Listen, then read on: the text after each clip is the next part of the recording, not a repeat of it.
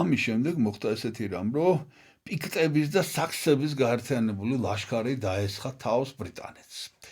და მოკლედ შეიძლება ითქვას, რომ გლახად იყო საქმე ძალიან ძიმე, ის იყო რა ქვია.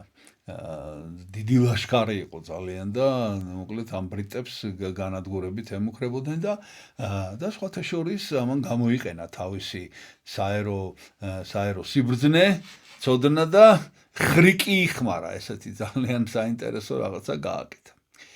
ესე იგი, მან ურჩია მეფეს, რომ ლაშქარი განეთავსებინა, რომ ეს ხო მოდის ახს იმათი ლაშქარი და რაღაც ერთი ადგილი იყო, გეოგრაფია, რელიეფი გამოიყენა.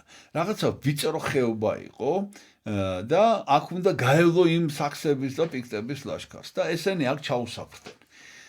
ჩაუსაფრდნენ, ოღონდ ეხა დიდი კი ვერაფერი ხო გითხარით, აი რიცხობრივად ძალიან დიდი უპირატესობა ჰქონდათ იმათ და მიუხედავად იმისა, რომ ვიწრო იყო, აუცილებლად ამოწყვიტავდნენ ამათ ბოლომდე და რა გააკეთეს, ნახეთ.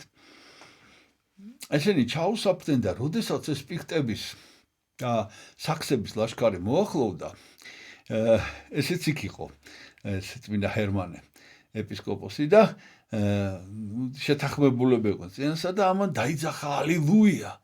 ესე იგი და ყველამ ერთად თელმა ლაშქარმა გაიმეორა ალილუია, ალილუია, ალილუია და იმ ალილუიას წახილში ეს ვიწრო ხეობა ისეთი რომ გამოსცემდა ექოს და ისეთი გვინვა ისმოდა რაღაცა რომ ამათ რომ გაიგონეს ეს ალილუია თან მაინდა-მაინც ესე იგი და თან ასეთი აი გუგუნი ალილუიას გუგუნი